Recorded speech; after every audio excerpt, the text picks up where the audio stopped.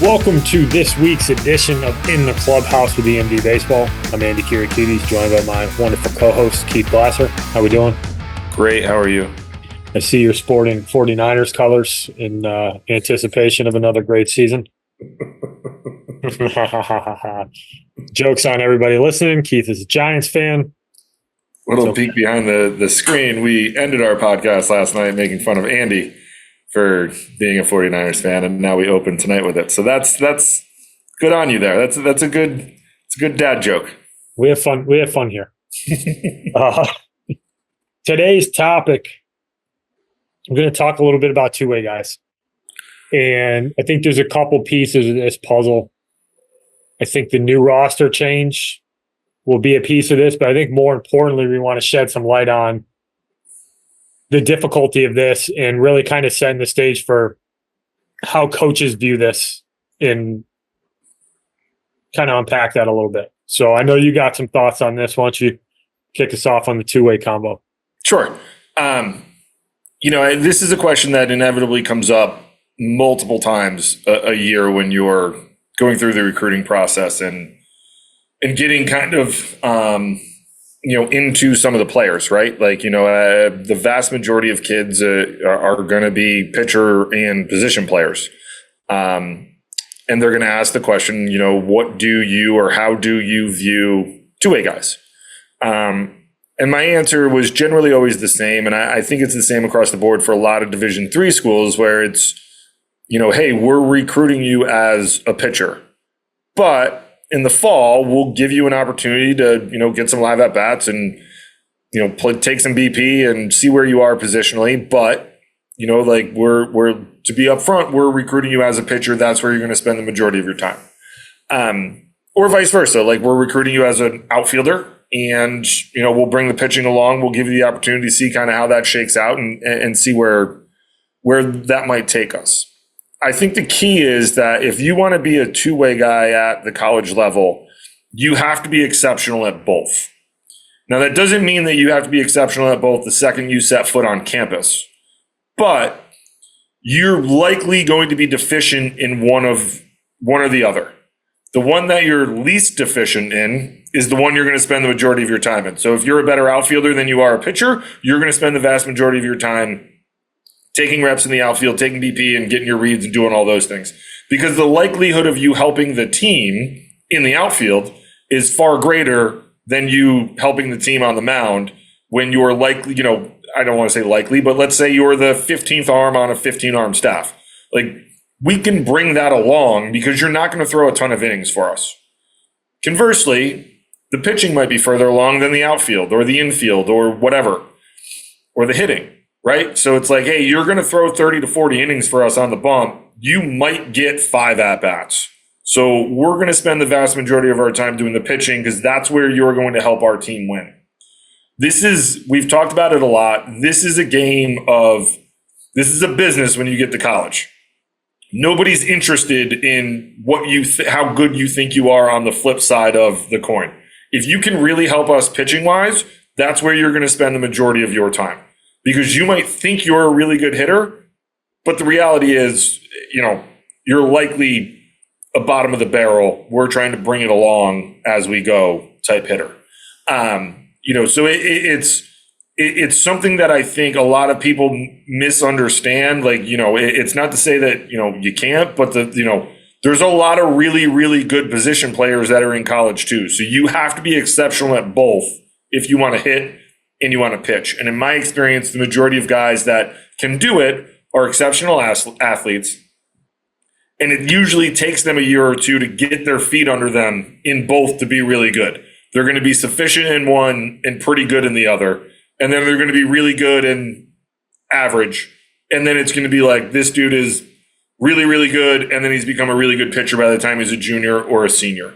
It usually takes time to come along because it is so hard to do. So, I think it's something that, everyone always asks the question, but I don't think people really understand how hard it is to be really good at both, right? Like, you see, Jack out of Florida last year. Like, I mean, that dude isn't like, he's a first round draft pick who can do it in the SEC. There's not a lot of guys that you'll see do that in the college level.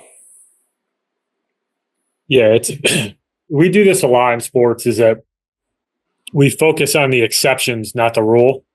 Yeah. Like Jack Caglianone's the exception. Carson Bench at Oklahoma State is the exception, where you can play an elite right field and then come in and start on Sundays and hit in the middle of the order. Like they are far from the norm.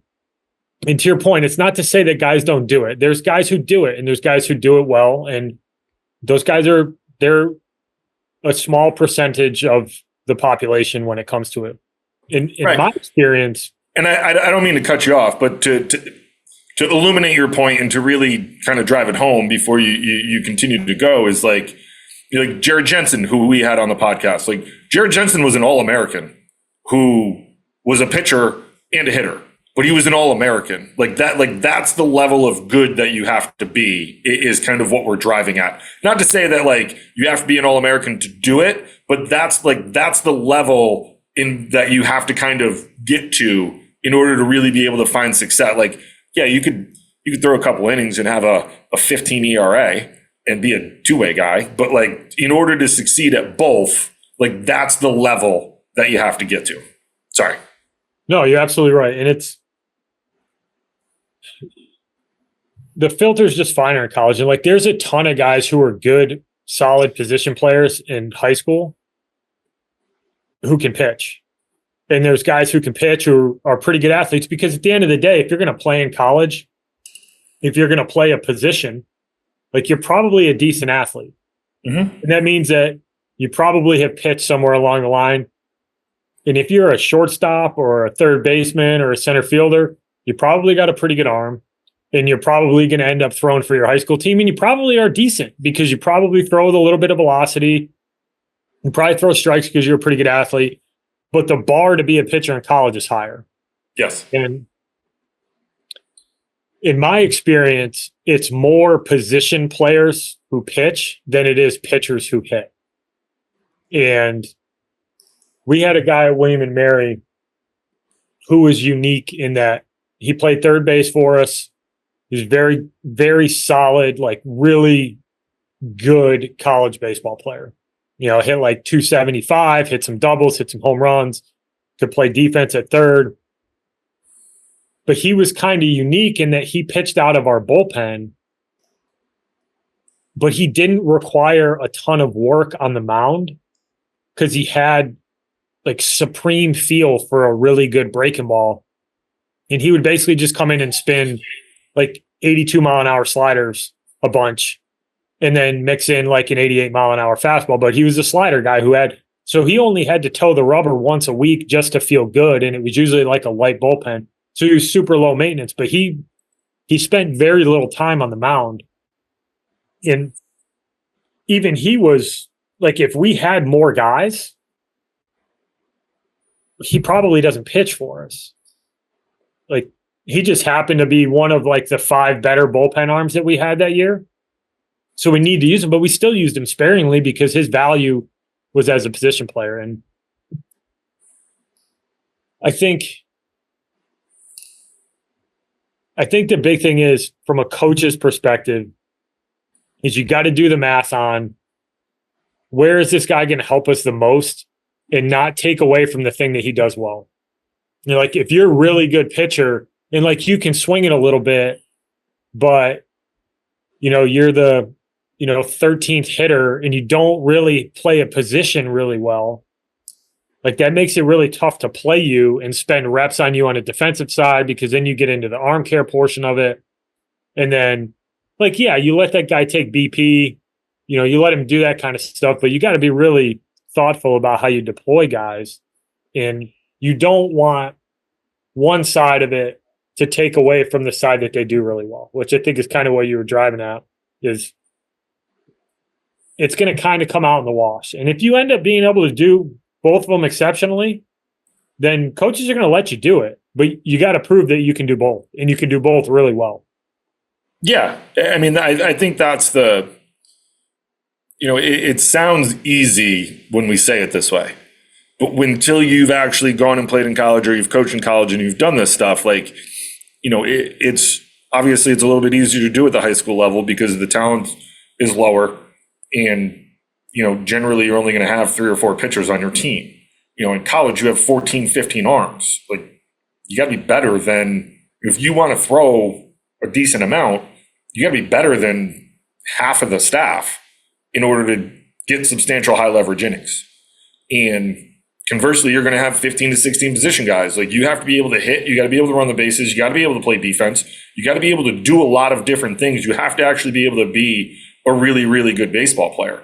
And, obviously the learning curve is really steep for freshmen. Like, it gets even steeper when you're trying to learn multiple positions. You're trying to learn from a pitching and position player standpoint. You're trying to learn all the defenses.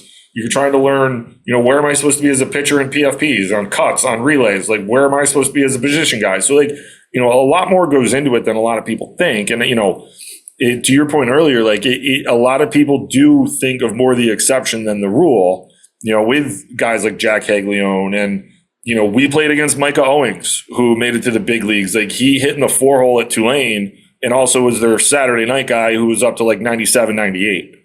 And then played in the big leagues for a good amount of time.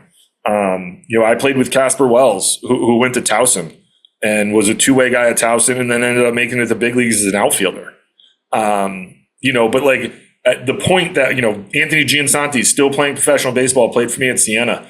Like, he was our closer, and he played right field and hit in our 2-hole. Dan Palini, who was drafted in the 9th round, like, he was originally recruited as a pitcher and then became a position guy, and he didn't throw an inning at Siena. And I with my point that I'm trying to make, and I think what we're really trying to drive home, is just like, these are exceptional athletes that are able to do this at a super high level, at the highest level that they played to at that point in time. So I think it's kind of one of those things that, like, people kind of see it and it's like, oh no, I think I can do that. And then, like, you get there and it's like, but if you are being recruited as a two-way guy, I think you're going to get the same answer, to kind of put a bow on it on my end. Like, we're going to give you the opportunity to do both, but we're going to make a decision as a coaching staff to put the majority of our effort towards the position it is that you're going to, A, succeed in as a student athlete, but B, help us as a team. Like, I'm not going to just let you hit when I think you're going to be the 19th hitter on our roster, and when you could help us pitch because that's what you just want to hit. Then we have to have a different conversation. But that's always the conversation I had in the recruiting process. Like, we're recruiting you as this. I'll give you the opportunity to do the other. But we get to the end of the fall, we're going to have a conversation, and this is what it's like. We're going to make a decision on what we're going to do for the year.